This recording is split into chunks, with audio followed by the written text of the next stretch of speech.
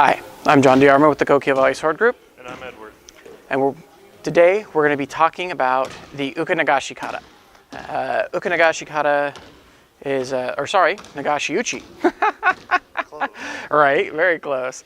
Nagashi uchi is kind of the big brother to the Nagashi katas, but it would be a mistake to assume that it's just kind of stapling them together. There's quite a bit going on here that's extra. So we'll go ahead and show the kata once, and then we'll break down the individual bits. So let's get started. So we're going to go ahead and do the kata once through. Eddie is shidachi, I am uchidachi, and then we'll break it down, right?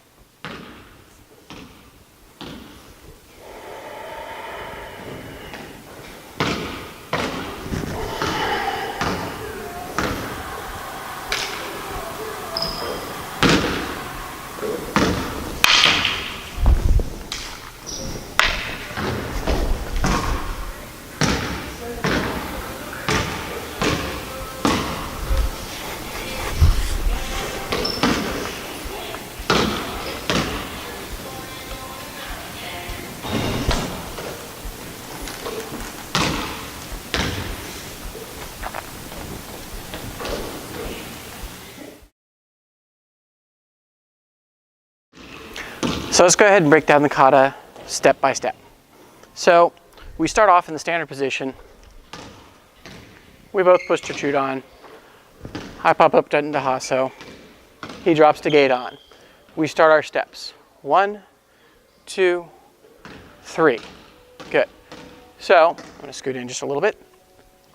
Uchidachi is going to make the same attack that he always does. Kiryu to shi, right under the head. Eddie is going to begin by moving cross-stepped ukinagashi, right? So I step, he parries, and immediately cuts, right? Boom. I ukinagashi to my left side. So right foot steps across, cross step, I receive, I come up. Now, if I'm this close, what I'll do is I'll step back with my left foot. Boom, he parries. Now this is where the magic happens. He's gonna wait for a second, right? This second is doing a lot, but we'll talk about it later. Seeing my danger, I'm going to clear out. As I clear, he steps into the void, takes me on the forearm, bam. Once we're in this position, we begin the ending maneuvers. He presses from my face down, I drop into Migiwaki Gamai. He gives a little step, little push. I take a big step back, and I come back to chudan. We recenter, and then we begin Kamayo Toku. I drop back to Tate Zen, we chicken step, he goes to chudan, or gate on rather, and away we go. It's pretty simple, pretty easy. So let's go and start talking about some of the finer points.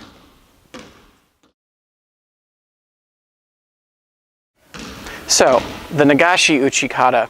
The name, I guess we didn't go over that. Nagashi means the same as in ukinagashi, which is flowing.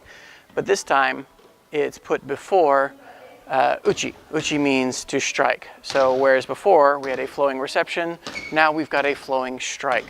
And this should give you a sense of the difference between the two pieces of work. Whereas the ukinagashi katas are focused on how you interact with your opponent's strike as you work to gain the initiative, Nagashi uchi is about how you continue to press that initiative to your opponent. So in the where we start to see Nagashi uchi come into its own is on the second parry. So if I cut at Eddie, he parries once, boom, he cross steps as normal and he cuts immediately, right? Boom, I step out. Now this time, as I cut at him, he's not going to cross step, but rather he steps wide with the back foot. This is used to dramatically change the distance and general relation between him and I. So I cut, he steps wide, whomp, right? Now he's not in a place where I can easily uchi Nagashi without sort of a little bit more acrobatics. So rather than just voiding away, which would result in kind of the same situation where he hits me, we're trying to step in against his timing where he can just outcut me, such as with what we use in like Aisen Uchidome or the Hasso kata. He waits for a second. Whoop. Once he sees this motion and knows he's clear, bam, he can come in and take it. So the rhythm here is really important. Ideally, it should be hit, hit, hit, pause, hit, right? I got a little excited. Right? Well, it's easy to get excited, and that's the point, is that when you're drawn into these kind of rapid exchanges, whether they're parried with uchi Nagashi or by some other means, it doesn't really matter. It's easy to fall into the current of the rhythm of strikes. What we're looking at doing at studying this kata is ba, ba, ba, whoop. Being able to work in a time position that is inconvenient for them. We give them the time to work. We give them the rope to hang themselves with, bam, and they break it down. So it's pretty sophisticated, even though it seems kind of just like an exposition on uchi Nagashi. And that's pretty much it. I mean, it's all about rhythm and timing, really. It is very much just rhythm and timing, studying your balance. Things that people get wrong, errors that are kind of common. What you've seen me do already. Just a bit. One is not managing the distance, right? So if I cut at Eddie, boom, you see how close he stepped, right? He cannot easily cut me here before I can just pin the arm, right? And that's before I even bring in my sword to play. So you want to be mindful that you are in range to cut. Now, if he brings his sword just straight out, right, he's just at the very tip. This is a good place for him because if I come in, he can step away or he can wind. If I go back, he just takes a natural step forward and he still gets me. So this is very much kind of the ideal range for this. Of course, right? I don't let him, right? Aha, right? I wait a little bit, let him take it. So he steps to good distance. I step to good distance, and I want to keep up that cutting rhythm.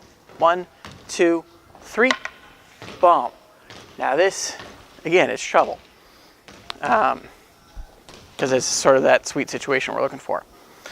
The other place that people tend to, one of the other places people tend to hark this kata up is if Eddie is attacking me, they will try and almost block to dome, or they'll try to do uchi Nagashi without stepping first. They'll do sword first, right, which will result in this sort of halting. Not smooth.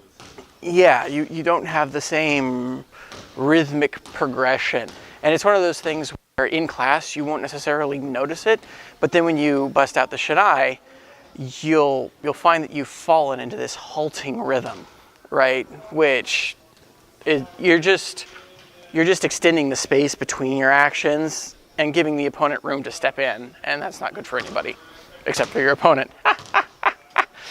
The other thing,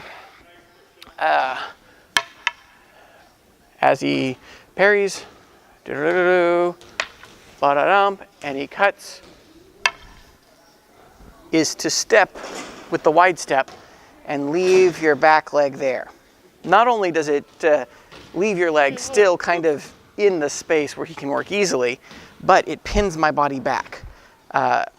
So if I step out, boom, my body's here.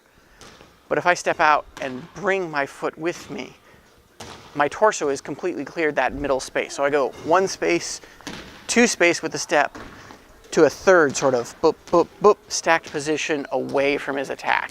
So bringing your feet with you and getting this sense of not going down, but going up. In other words, when he strikes, some people will uchi Nagashi as though they're trying to get low, like to sneak under this space of the sword. Well, doing that requires an entirely different method of uchi Nagashi than we use in Kyoho. For ours, we tend to shoot up, whoop, into that space, rather than down. This helps to concentrate our location, so we don't have a bunch of sort of loose, hangy things out here for him to strike at, right?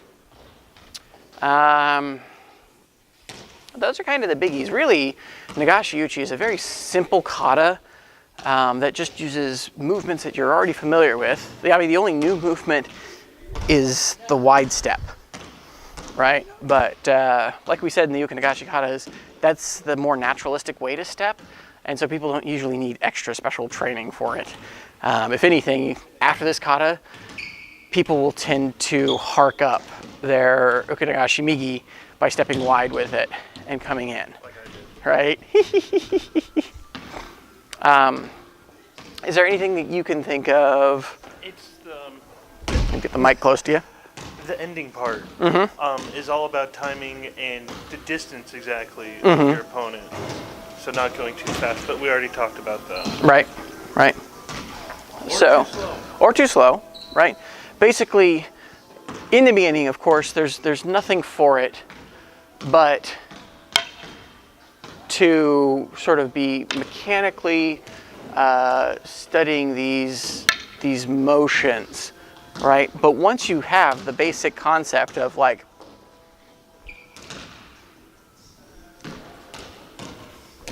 The last cut is the most important the part basic of gross motion, what you need to focus on is not the physical work, because really that's just a carrier for what we're studying here, which is this relation and timing and being able to go bam, bam, bam, bam, bam, bam, bam, right, to catch them, right? So I think that's pretty good. That's pretty it, right? So as always, if you want to understand this work, you have to pick up a sword and go train.